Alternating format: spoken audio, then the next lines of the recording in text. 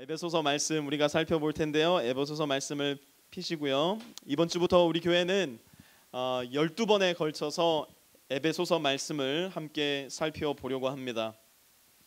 지난주에 이제 시작된 성경 공부에서도 살펴보았지만 오늘은 에베소서 전체를 함께 개관을 하면서 에베소서가 어떠한 배경에서 또 누구로부터 누구에게 또 어떤 이유와 목적을 가지고 쓰여졌는지에 대해서 우리가 한번 살펴볼 거고요. 다음 주부터는 우리가 매주마다 공부하는 그 분량만큼의 에베소서 말씀으로 함께 주일 말씀을 나누려고 합니다.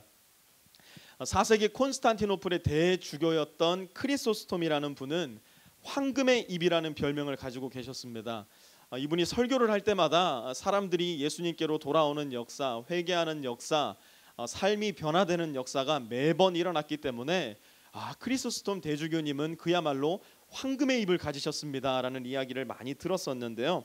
이분은 에베소서를 이야기하면서 에베소서에는 바울이 다른 서신서들에서 보여주지 않는 신학적 정교함과 치밀함이 대단히 많이 있다라고 평을 하셨습니다. 스위스의 종교개혁자 존 켈빈은 에베소서를 My favorite book이라고 얘기했습니다. 내가 가장 사랑하는 책, 내가 가장 좋아하는 책.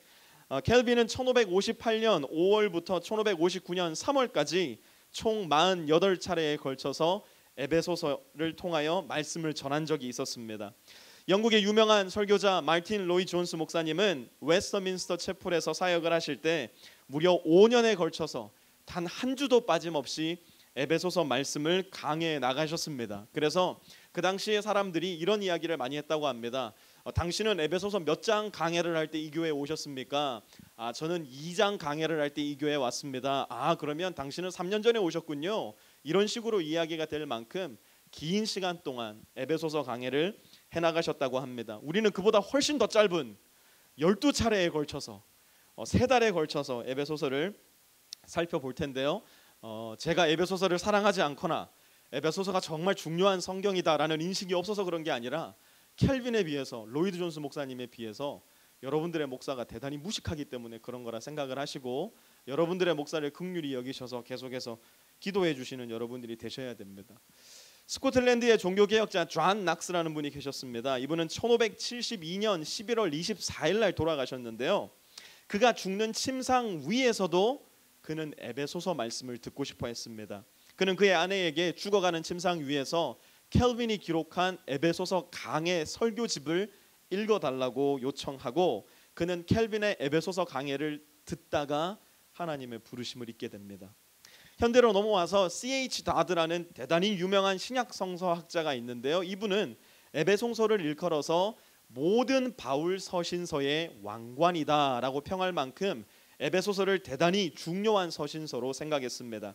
에베소서를 가장 방대하게 주석한 학자가 두 분이 계십니다. 한 분은 오브라이언이라는 교수님이고요. 한 분은 호너라는 교수님인데 이 오브라이언이라는 교수님은 에베소서를 일컬어서 기록된 기독교 고대 문서 중 단연 가장 중요한 문서이다라고 평할 만큼 에베소서를 대단히 사랑하고 중요하게 생각했습니다.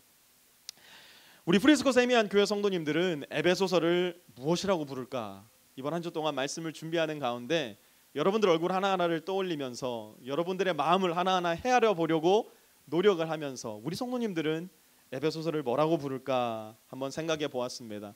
지금 현재까지는 아마도 너무 어려운 책, 너무 복잡한 책, 이렇게까지 해야 되나라고 생각이 드는 책, 목사님이 숙제를 내주니까 하기는 하는데 일주일에 기본 3시간은 읽어야 된다고 하는데 나는 못하겠다 생각하는 책, 이 정도로 생각하고 있지 않을까 그런 불안한 마음이 들었습니다. 그러나 함께 12주 동안 여러분이 스스로 성경을 공부하는 가운데에 또 말씀을 통해서 에베소서를 듣는 가운데에 또 예배 후에 이어지는 에베소서 성경 공부 시간을 통해서 이 말씀으로 고민하고 씨름하고 그러는 가운데 하나님의 말씀에 순종하는 연습을 해나가면서 하나님의 말씀을 우리 각자의 삶 가운데에 살아있는 말씀으로 체험할 수 있는 그런 말씀이 되었으면 좋겠다라는 생각이 들었습니다. 이 말씀을 통해서 바울이 에베소서 1장과 3장에서 에베소 성도들을 위해서 기도하고 있듯이 우리 모두가 그리스도의 사랑을 깨달아 알되 그 너비와 깊이와 높이와 깊이가 어떠함을 분명히 깨달아 알 수 있는 우리 성도님들 되었으면 좋겠다라는 마음의 소원함이 생겼습니다. 에베소서 말씀을 잘 이해하기 위해서는 먼저 에베소서의 배경을 어느 정도 알고 있어야 됩니다. 모든 성경은 그 시대의 배경을 주무대로 하여 쓰여졌기 때문에 배경을 무시하고서는 성경을 제대로 이해하기가 참 어렵습니다. 특별히 신약 성서에 등장하는 서신서들은 대부분 수신자와 발신자가 분명합니다. 이들이 무슨 이유에서 편지를 했느냐, 어떤 목적을 가지고 편지를 썼느냐 분명하게 등장을 합니다. 또 어떤 상황에서 편지를 썼느냐 서신서에 잘 드러나지 않을 수 있지만 그 당시 시대의 상황을 생각해 보았을 때에 그 시대 상황과 비교하여 그 시대 상황을 생각하여 보았을 때 서신서의 뜻이 좀 더 분명하게 떠오를 때가 많이 있습니다. 그렇기 때문에 성경의 배경을 아는 것, 성경을 읽기 시작하기 전에 대단히 중요한 부분 중에 하나입니다. 에베소서를 잘 이해하기 위해서는 바울의 전도 여행을 조금 알아야 될 필요가 있습니다. 먼저 바울의 3차 전도 여행을 함께 살펴보도록 할 텐데요. 2차 전도 여행 때도 바울은 에베소에 들리지만 대단히 짧은 시간 머뭅니다. 에베소 성도들이 조금 더 머물러 주십시오 요청하지만 바울은 떠나가고 맙니다. 그러나 곧 시작된 바울의 3차 전도 여행에서 바울은 오랜 시간을 에베소에 머물며 에베소 성도들을 가르치기 시작하는데요. 지도를 잠깐 보여주시면 지도에서 볼 수 있듯이 바울의 3차 전도 여행은 안디옥에서 시작이 됩니다. 안디옥에서 시작이 되어서 다소와 더베와 리스트라와 이고니움과 비시디아 안디옥을 거쳐서 라오디게아를 거쳐 드디어 에베소에 들어갑니다. 사도행전 18장 23절은 이렇게 말씀을 합니다. 얼마 있다가 떠나 갈라디아와 부르기아 땅을 차례로 다니며 모든 제자를 굳건하게 하니라. 아까 전에 살펴보았던 그 지역들을 하나하나 돌아보며 1, 2차 전도 여행을 통해서 세워졌던 교회들을 살피고 목양하고 드디어 에베소에 들어갑니다. 그리고 사도행전 19장 8절에 보니까 이렇게 말씀합니다. 바울이 회당에 들어가 석 달 동안 담대히 하나님 나라에 관하여 강론하며 권면하되. 바울은 에베소에 도착하자마자 즉시로 회당에 들어가 석 달 동안 하나님의 나라를 가르쳤습니다. 그런데 거기서 끝이 아니었습니다. 석 달의 시간이 지난 후 무슨 일이 일어났느냐? 사도행전 19장 10절에 보니까 이렇게 말씀합니다. 2해 동안 이같이 하니 아시아에 사는 자는 유대인이나 헬라인이나 다 주의 말씀을 듣더라.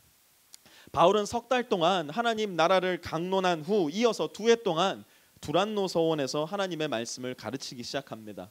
바울이 3년 가까운 시간 동안 목회했던 교회, 바울이 3년 가까운 시간 동안 하루도 빠지지 않고 하나님의 나라에 대해서 우리 주 예수 그리스도에 대해서 가르치고 목양하고 목회했던 교회, 그 교회는 과연 어떤 교회였을까요? 그 교회의 모습은 어떤 모습이 되어갔을까요? 에베소 교회는 바울의 이러한 가르침으로 인해서 신학적으로 성경적으로 대단히 탄탄한 교회가 되었음에 틀림이 없었을 겁니다. 그 당시 초대교회를 휩쓸고 다녔던 거짓 교사들과 거짓 사도들을 가려낼 수 있었던 교회도 바로 에베소 교회였습니다. 요한계시록에서 예수님은 에베소 교회를 향해서 이렇게 말씀하십니다. 요한계시록 2장 2절입니다. 내가 내 행위와 수고와 너의 인내를 알고 또 악한 자들을 용납하지 아니한 것과 자칭 사도라 하되 아닌 자들을 시험하여 그의 거짓된 것을 내가 드러낸 것과. 요한계시록 2장 2절에 보니까 악한 자들을 용납하지 않았다고 기록하고 있습니다. 악한 자들은 어떤 자들인가? 예수님을 믿는 사람들에게 가서 예수님에 대한 옳지 않은 신학으로 예수님을 향한 믿음에서 떠나가도록 만드는 사람들이었어요. 자칭 사도라 하되 아닌 자들이 누구였느냐? 예수님과 함께 시간을 보내지도 않았으면서도 내가 예수님과 함께 시간을 보냈다고 거짓말하고 예수님이 말씀하지 않으신 것을 가르침으로 인하여 사람들이 예수님을 따르는 것이 아니라 자기를 따르도록 하는 사람, 자칭 사도라 하는 자들을 시험해서 그가 거짓된 것을 드러나게 했던 교회가 에베소 교회였습니다. 초대교회 당시에 거짓 교사들에 의해서 거짓 사도들에 의해서 추풍낙엽처럼 교회들이 쓰러져 가던 그때에도 에베소 교회는 전혀 흔들리지 않았습니다. 에베소 교회는 거짓 교사들, 거짓 사도들을 가려낼 수 있는 신학적, 성경적 지식의 탄탄함이, 믿음의 탄탄함이 그들에게는 있었던 겁니다. 어떻게 그들은 그러한 믿음, 그러한 신학을, 그러한 성경 지식을 가질 수 있었을까요? 사도행전에 보니까 바울이 3년 동안 날마다 가르쳤다는 거예요. 하나님 나라가 무엇인지, 그리스도가 누구인지, 성령님께서 지금 우리 안에 무슨 일을 행하고 계시는지, 그리스도인은 누구며 그리스도인은 무엇을 하는 사람들인지 바울은 3년 동안 날마다 그들을 가르쳤다는 겁니다. 그러니 교회가 튼튼할 수밖에 없죠. 그러니 교회가 견고할 수밖에 없죠. 그런데 문제는 무엇이냐? 에베소 교회에는 다른 교회에는 없었던 특이한 문제가 하나 있었습니다. 그것이 무엇이었느냐? 요한계시록 2장 4절요. 그러나 너를 책망할 것이 있나니 너의 처음 사랑을 버렸느니라. 예수님이 에베소 교회를 향해서 말씀하시는 거예요. 내가 너를 책망할 것이 한 가지가 있다. 내가 너를 책망할 것이 있는 그 한 가지는 무엇이냐면 너가 처음 나를 믿을 때에 가졌던 너의 마음의 사랑을 너가 버렸다. 이게 무슨 말이냐? 머리는 빵빵한데 가슴이 빈약한 성도, 머리는 너무나 차가운데 가슴까지 차가운 성도, 지식은 충만한데 사랑이 빈약한 교회, 에베소 교회가 되어버리고 만 모습이었습니다. 에베소 교회 공동체의 특징이 무엇이었느냐? 지식은 있으나 사랑이 없는 공동체. 여러분, 사랑이 없이 공동체가 가능할까요? 사랑이 없는 공동체가 가능할까요? 충분히 가능하다는 거 여러분 아실 겁니다. 여기 앉아있는 여러분들 대부분이 2002년 월드컵을 잘 기억하고 계실 겁니다. 우리는 옆에 앉아서 함께 축구를 관람하던 생면부지의 사람을 끌어안고 하이파이브를 하고 울고 웃으며 그들과 함께 축구 공동체를 이루었습니다. 축구공 하나로도 공동체가 이루어집니다. 거기에는 전혀 사랑이 존재하지 않았어요. 그날 하루 서로 모든 것을 내어줄 것처럼 끌어안고 웃고 울며 하이파이브를 했지만 그 시간이 지나간 이후로 한 번도 보지 못한 사람 대부분일 겁니다. 한국이 이탈리아를 이기기만 하면, 한국이 스페인을 이기기만 한다면 사랑 따위는 필요 없는 축구 공동체. 이 세상에는 그것과도 같은 공동체, 사랑 없는 공동체 널리고 널렸습니다. 그러나 교회는 그래서는 안 된다는 겁니다. 교회는 사랑 없는 공동체 되어서는 안 된다는 겁니다. 세상에서 만들어진 공동체는 서로에게 사랑을 요구하지 않습니다. 회사에 면접을 보러 갔는데 당신 우리 회사 사람들 정말 사랑해 줄 자신이 있습니까? 이런 질문 하지 않습니다. 그러나 교회 공동체는 그것이 목적이고 그것이 우리가 모이는 이유가 되어야 됩니다. 그런데 에베소 교회는 그러한 목적이 점점 없어져 가고 있었다는 거예요. 에베소 교회는 그러한 사랑이 식어가고 있었다는 거예요. 서로를 향해서 처음 가졌던 사랑이 점점 더 사라져가고 있었던 교회, 그것이 에베소 교회였다고요. 그런데 그 일이 이미 바울이 에베소 교회에 서신서를 보낼 때, 편지를 보낼 때, 사도 요한이 요한계시록을 기록하기 30여 년 전인데도 이미 그 일이 시작되고 있었던 것 같습니다. 바울은 에베소서에서 유독 사랑에 관한 이야기를 많이 그리고 자주 언급합니다. 믿음의 공동체, 이방인과 유대인이 함께하는 다양성의 공동체, 그러나 주 안에서 사랑으로 하나 되는 공동체. 바울이 강조하고 있는 에베소서의 중요한 주제 중 하나인 사랑은 이러한 에베소 교회의 배경과 맥락에서 등장하게 된 것입니다. 흔히 많이 배우고 지식이 많은 사람들을 일컬어서 차갑다, 냉철하다라는 식의 묘사를 쓸 때가 많이 있는 것 같습니다. 그러나 하나님을 많이 배우고 하나님에 대한 지식이 많은 사람들은 따뜻하고 부드럽고 온유하고 겸손하고 사랑이 많은 사람으로 변화되어 가야 합니다. 내가 말씀을 잘 배우고 있는가, 내가 말씀을 잘 믿고 있는가, 내가 말씀대로 순종하고 있는가를 가르는 가장 정확한 기준, 가장 정확한 리트머스 종이는 이 질문입니다. 내 안에 그 형제를 향한, 그 자매를 향한 사랑이 있는가? 말씀을 배우면 배울수록 남들을 정죄하고 비판한다. 그건 지금 말씀을 잘못 배우고 있다는 가장 명백한 증거입니다. 말씀은 배우면 배울수록 하나님과 이웃들, 나의 가족들을 향한 사랑의 마음이 아주 더디더라도 내 마음 가운데서 생겨나고 감사하는 마음이 생겨나기 시작하고 사람들을 바라볼 때, 이 세상을 바라볼 때 어떻게 해서든지 내가 섬김의 사람이 되려고 하는 것, 그러면 말씀 잘 배우고 있다는 증거입니다.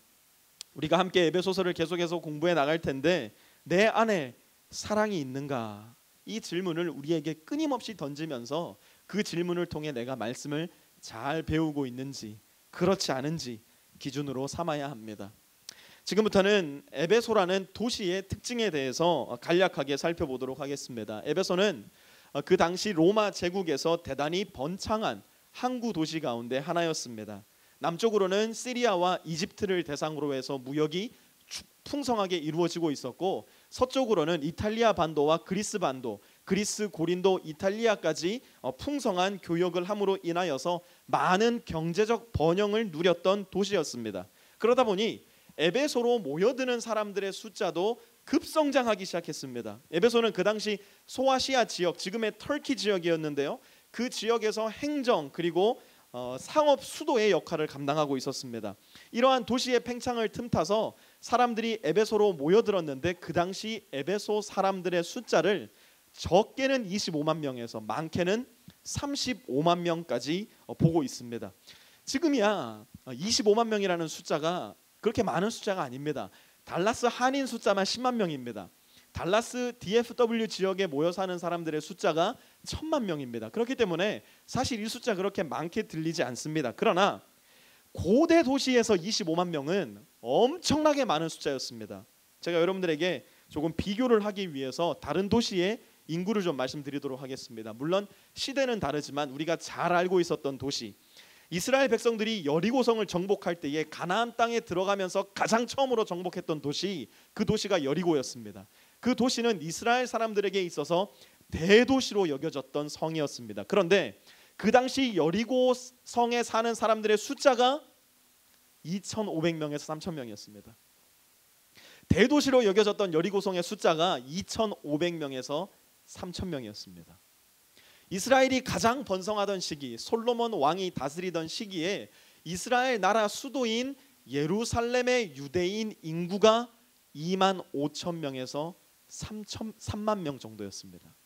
가장 번성하던 시기에 이스라엘의 수도 예루살렘의 인구가 그 정도밖에 안 되었습니다. 그런데 에베소 지역의 인구가 최소한 25만 명이라고 하니 이 숫자는 정말 엄청난 숫자입니다. 그만큼 살기 좋은, 살고 싶은, 살아보니 과연 그 도시 괜찮다라는 생각이 드는 바로 그 도시가 에베소였던 것입니다. 먼저는 번창하는 상업으로 인해서 사람들이 모여들기 시작했고요. 그 다음으로는 종교를 좀 살펴보아야 되는데요. 에베소는 지난주 성경 공부 시간에도 잠시 다루었지만 아르테미스라는 여신을 주신으로 섬기고 있는 도시였습니다.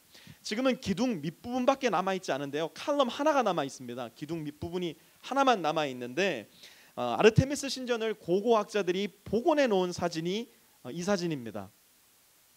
고대 기록에 의해서 고고학자들이 다시 아르테미스 신전을 세운다면 그 당시의 모습이 이러했을 것이다 라고 생각한 신전의 모습인데요, 그 당시 아르테미스 신전은 고대 7대 불가사의 중에 하나에 들어가는 신전이었습니다. 그리스에 가면 가장 유명한 신전이 뭐죠? 파르테논 신전입니다. 그죠? 그 당시에 파르테논 신전의 규모와 웅장함과 화려함에 맞설 수 있는 유일한 신전을 에베소의 아르테미스 신전으로 보았습니다. 다음으로 아르테미스의 형상을 한번 볼 텐데요, 아르테미스 여신이 이렇게 생겼습니다. 6인치에서 8인치 정도의 크기로 만들어 놓은 은신상과 돌신상이 있는데요, 지난주에 다루었듯이 아르테미스 신에게는 뭐가 많냐면 가슴이 많습니다. 가슴이 많다는 얘기는 무엇이냐면 풍요와 다상과 번성의 신이었다는 이야기입니다. 당시 여성들은 이 아르테미스 신을 예배해야지만 아이를 가질 수 있다고 믿었습니다. 뿐만 아니라 그 당시 남성들 역시 이 아르테미스 여신을 예배해야지만 풍요와 번성과 자녀의 많은 출산이 보장된다라고 믿었습니다. 뿐만 아니라 남성들은 아르테미스를 예배하는 예배의 한 부분으로 필수 코스를 뭘로 생각했냐면 성전 창기들과의 성관계로 생각했습니다. 이러한 배경 속에서 예수님의 복음을 듣고 그리스도인이 된 에베소 시민들이, 에베소 그리스도인들이 대단히 많이 있었습니다. 그러다 보니 그들의 마음과 육신의 욕심을 채우기 위해서 너무나도 당당하게, 너무나도 일상적으로 행했던 이러한 옛 습관을 버리지 못하고 교회 안으로 들어와 하나님을 예배하는 사람들이 여전히 에베소 교회 안에는 존재하고 있었습니다. 그래서 바울은 그러한 맥락에서, 그러한 배경에서 에베소서 4장 17절을 기록했는데요. 에베소서 4장 17절은 이렇게 말씀하고 있습니다. 그러므로 내가 이것을 말하며 주 안에서 증언하노니 이제부터 너희는 이방인이 그 마음에 허망한 것으로 행함같이 행하지 말며. 여기서 이방인들은 예수님을 믿은 이방인이 아니라 여전히 예수님을 믿지 않고 있는 이방인을 일컫는 말입니다. 에베소의 주신인 아르테미스 여신을 여전히 믿고 있는 사람을 가리키는 말이고요. 그 마음에 허망한 것으로 행함은 그들의 종교적 의식, 성전 창기들과의 성관계로 말미암아 그들이 번성하게 되고 그들의 자녀들이 많이 태어나게 된다는 그 생각을 일컫는 말입니다. 바울은 이어서 이렇게 말합니다. 19절요. 그들이 감각 없는 자가 되어 자신을 방탕에 방임하여 모든 더러운 것을 욕심으로 행하되. 여러분, 종교를 생각하기 이전에 그냥 사람됨을 생각해 본다면, 감각이 있는 사람이라면 내 아내가 아닌 얼굴 한번 보지 않은 여성과 성관계를 갖는 것은 분명히 잘못된 것이라는 거 우리는 압니다. 우리가 사람이라면. 왜냐하면 하나님께서 우리 안에 그 마음을 심어주셨기 때문에 그래요. 그런데 오늘 본문에 보니까 감각이 없는 자가 되어버린 거예요. 어떤 사람들이 아르테미스 여신을 숭배함으로 인하여서. 그런데 그 감각 없는 사람들이 어떤 사람들 중에 있었냐면 그리스도인 중에도 있었다는 얘기예요. 그래서 바울은 이야기하는 거예요.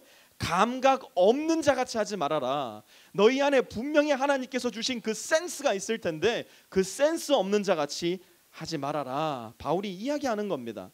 방탕에 음란에 그 자신들을 그대로 내어주어서 그들 마음에 욕심대로 행하는 사람들 에베소에는 많이 있었고, 바울은 이러한 환경 가운데서 살고 있었던 사람들, 아무런 감각 없이 그들의 마음에 욕심대로 행했던 사람들, 그런데 예수님을 믿음으로 말미암아 거듭난 사람들에게 이야기하는 거예요. 그러한 옛 습관을 벗어버려라. 너희의 옛 사람을 벗어버려라.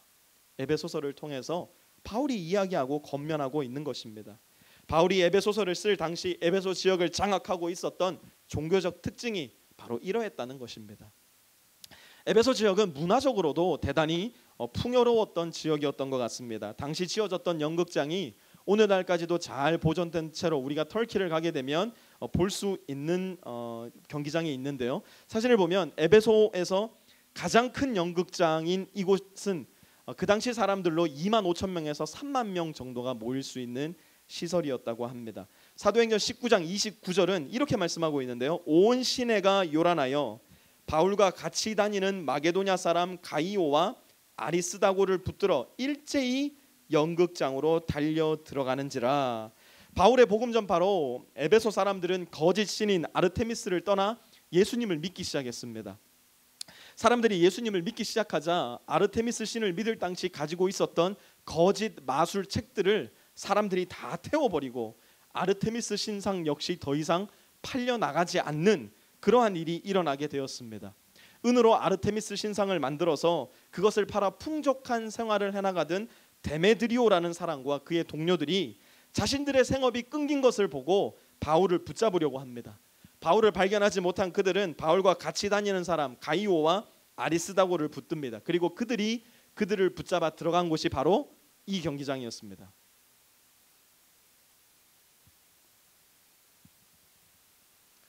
거의 2000년 전 이렇게 큰 연극장을 지을 수 있었던 것은 에베소 사람들의 문화적 욕구와 맞물려 있었던 것입니다. 그리고 성경에는 나와 있지 않지만 바울은 에베소 지역에 이처럼 풍성하게 자리 잡고 있었던 문화적인 배경을, 문화적인 도구들을 아마 적극적으로 활용했을 겁니다.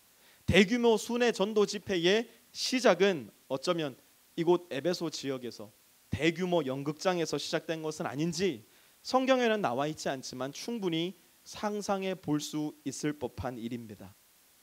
이제 에베소서라는 책에 대해서 조금 더 구체적으로 살펴보도록 하겠습니다. 여러분이 잘 아시다시피 에베소서의 저자는 바울입니다. 에베소서의 저자를 베드로입니다. 이렇게 얘기하시면 안 돼요. 우리가 에베소서 말씀을 함께 공부하고 있기 때문에 에베소서의 저자는 바울입니다. 많은 비평학자들도 이 부분에 대해서는 대부분 동의가 이루어져 있는 상태입니다. 그러나 과연 수신자가 에베소의 성도들이었냐, 이 부분에 대해서는 아직도 여전히 의견이 분분하고 최근에 들어서는 학자들 사이에 그 의견은 더욱더 분분해지고 있습니다. 그 당시 소아시아의 지역에 살고 있었던 사람들이 다 돌려가며 볼 수 있도록 만든 회람서신이었을 것이다 라는 의견도 많이 있습니다. 에베소서 사본 중 가장 이른 시기에 기록되었다고 여겨지는 두 종류의 사본에서 에베소서 1장 1절에 쓰여 있는 에베소에 사는 성도에게 라는 말이 빠져 있기 때문에 그렇습니다.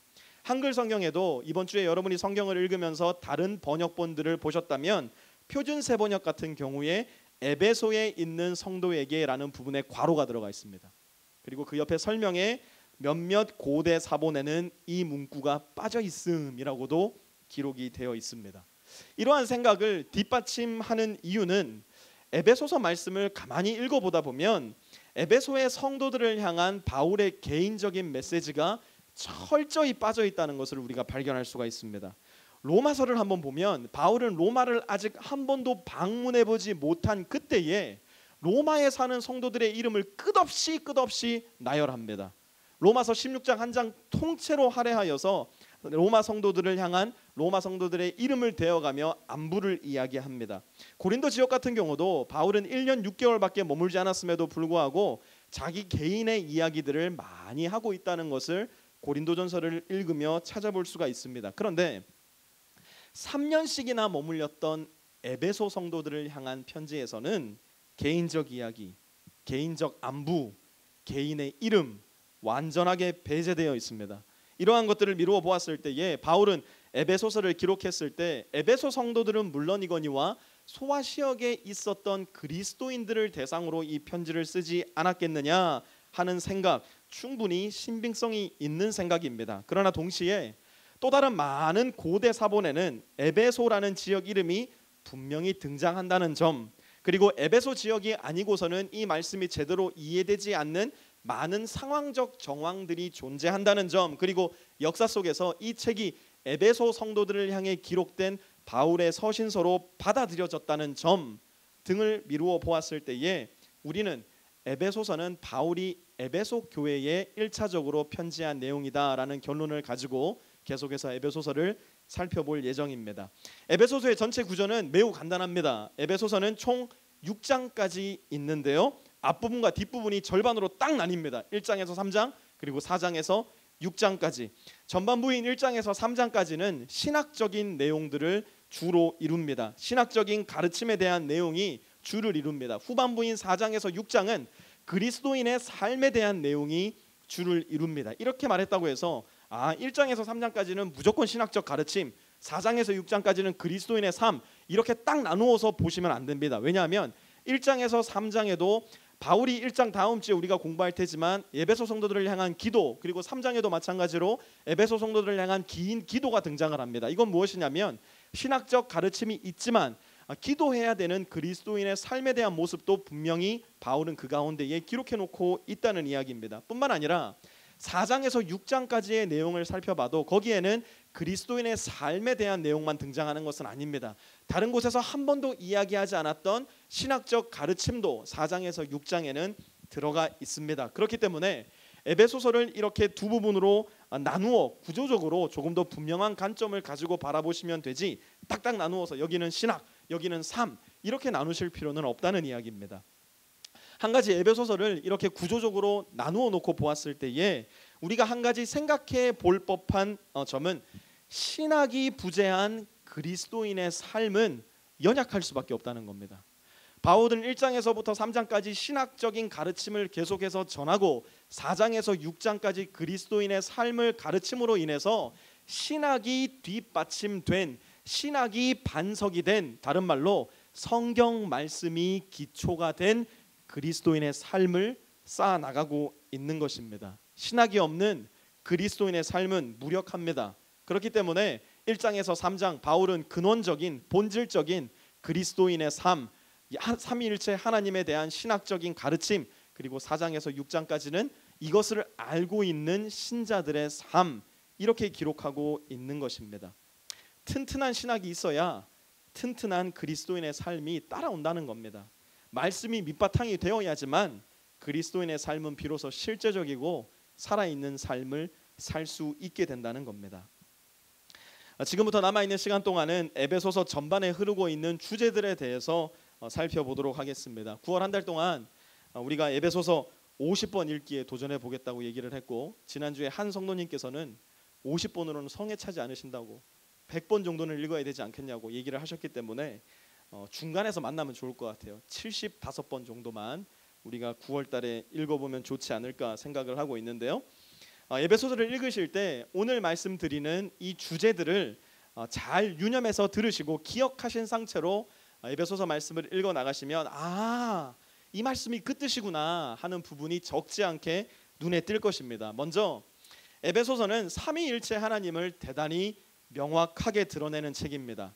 이번 주에 에베소서 1장 1절부터 14절까지 공부들을 해오셨을 텐데요. 여기에는 다른 서신서 혹은 다른 성경책에서 잘 찾아볼 수 없는 명확한 삼위일체 하나님, 완전한 연합 안에서의 완벽한 일하심이 분명하게 등장을 합니다. 삼위 하나님은 각자 자기의 역할이 있으십니다. 그러나 삼위 하나님은 완전하고도 완벽한 일체 가운데서 일하십니다. 우리 인간의 구원 역사를 위해서, 우주의 구원 역사를 위해서 거기에는 다툼이나 나눔이나 시기나 질투 존재하지 않습니다. 오직 사랑 안에서 우리를 사랑해 주시고 삼위일체 하나님의 사랑을 받은 우리도 다른 사람들을 사랑할 수 있도록 사랑으로 주 안에서 권면하고 있다는 것을 에베소서 말씀을 통해 우리는 살펴볼 수가 있습니다.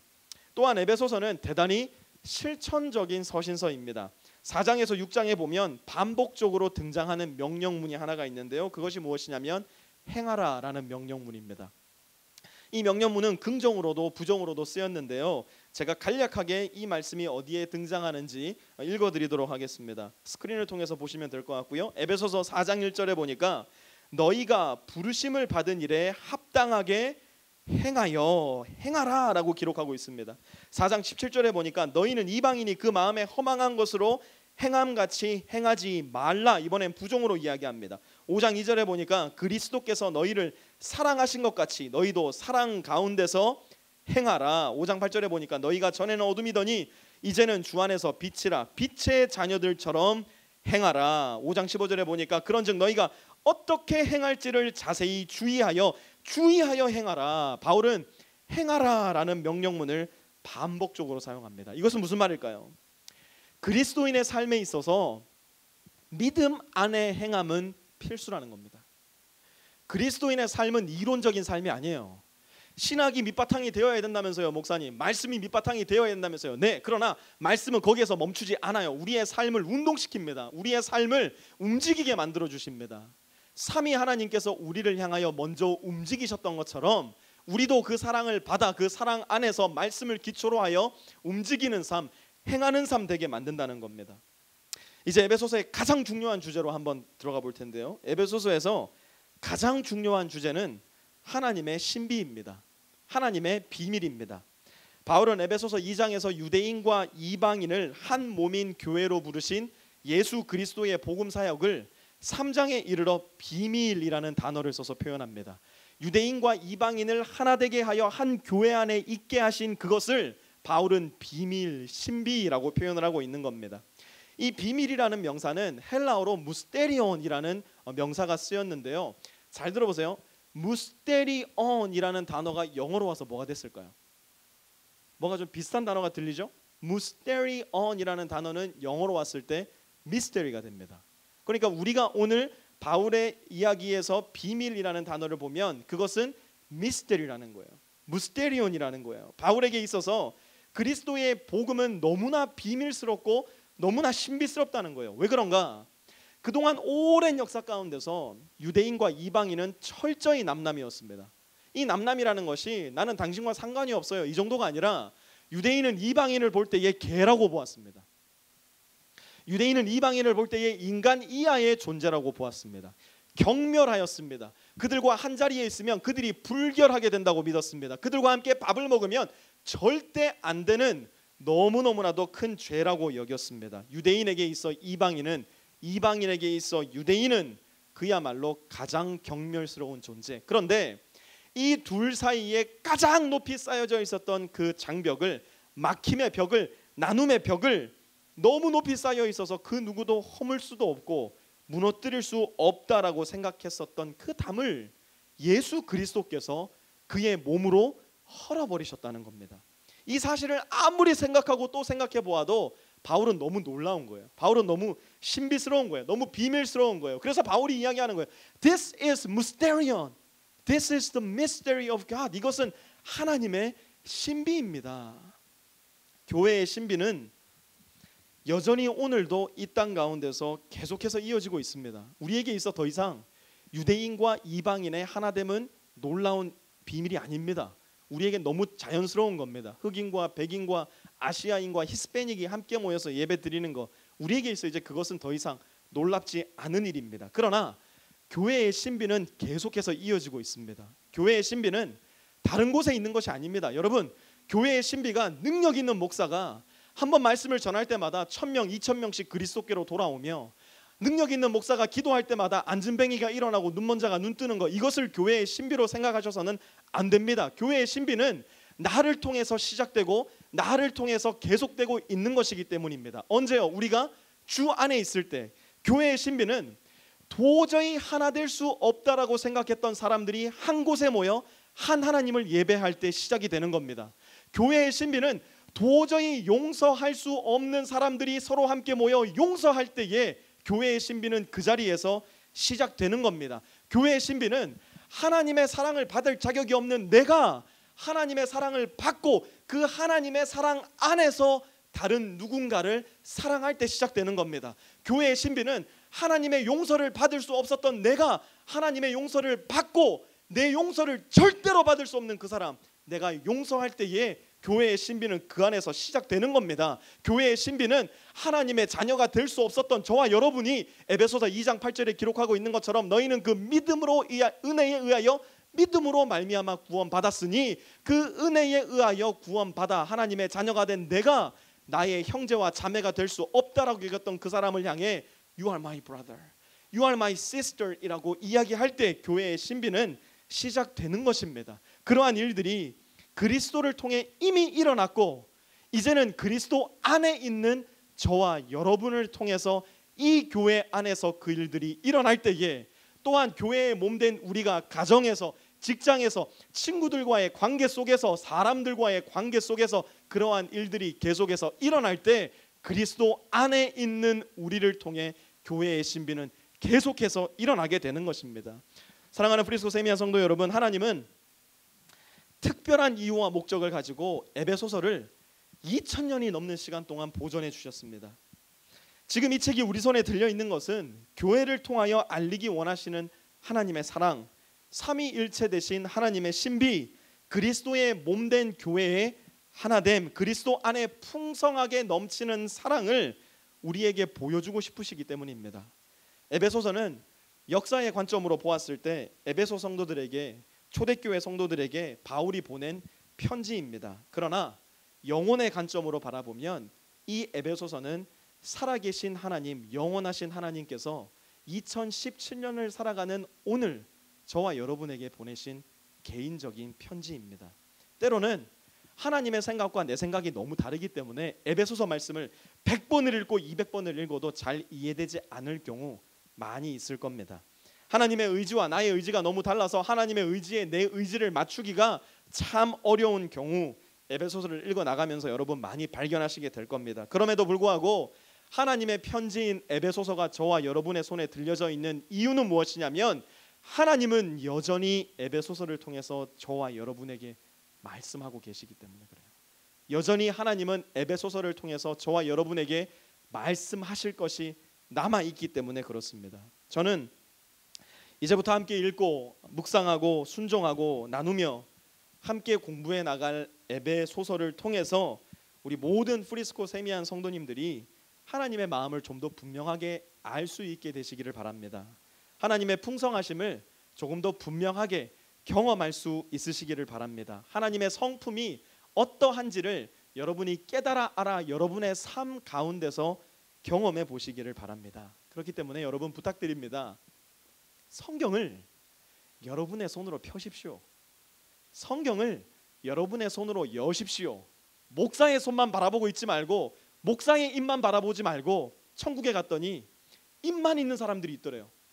귀만 있는 사람들이 있더래요. 어떤 사람들이냐? 알고 봤더니 한국의 그리스도인들이더래요. 입은 누구냐면 목사예요. 목사의 입만 구원받은 거야. 귀는 누구냐면 성도들이에요. 한국 성도들. 왜? 목사는 성경을 말만 했고 성도들은 성경을 듣기만 한 거예요. 그래서는 안 된다는 겁니다.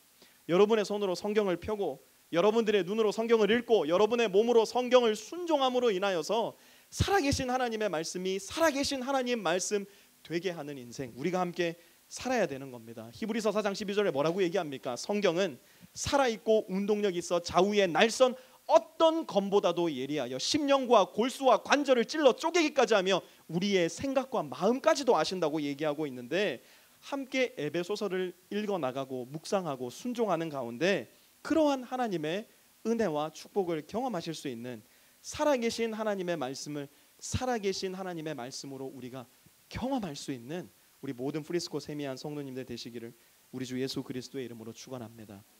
우리 시간 함께 기도할 텐데요, 오늘 말씀을 한번 생각하시면서 하나님께서 이 말씀을 통해서 나에게 어떤 말씀을 하시고 싶은지 한번 생각해 보시기를 바랍니다. 하나님이 이 말씀을 통해서 저에게 요구하시는 것은 무엇인지, 저에게 가르쳐 주시고 싶으신 것은 무엇인지, 에베소서 말씀을 12주 동안 함께 읽어 나갈 텐데 하나님, 나에게 이 에베소서 말씀을 내가 스스로 읽을 수 있는, 스스로 묵상할 수 있는, 순종할 수 있는 지혜와 힘을 주십시오. 함께 기도하도록 하겠습니다.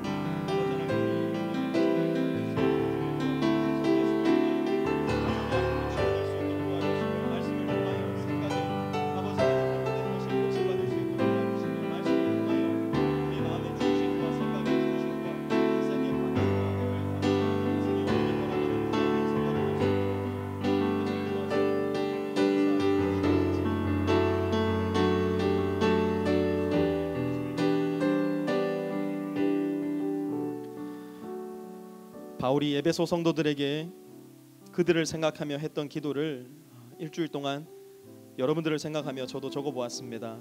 이 기도로 오늘 예배를 마치도록 하겠습니다. 하나님, 오늘 제가 하늘과 땅에 있는 각 사람들에게 이름을 주신 아버지 하나님 앞에 빕니다.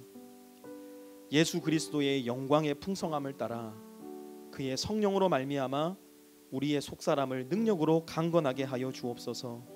믿음으로 말미암아 그리스도께서 우리 마음에 계시게 하시옵고, 우리가 사랑 가운데서 뿌리가 박히고 터가 굳어져서 능히 모든 성도와 함께 지식에 넘치는 그리스도의 사랑을 알게 해 주시옵소서. 그 사랑의 너비와 길이와 높이와 깊이가 어떠함을 깨달아 하나님의 모든 충만하신 것으로 우리에게 충만하게 하시기를 간절히 기도하오니, 우리의 마음의 눈을 밝히사 그의 부르심의 소망이 무엇이며 성도 안에서 그 기업의 영광의 풍성함이 무엇이며 그의 힘의 위력으로 역사하심을 따라 믿는 우리에게 베푸신 능력의 지극히 크심이 어떠한 것을 우리로 알게 하여 주시옵소서.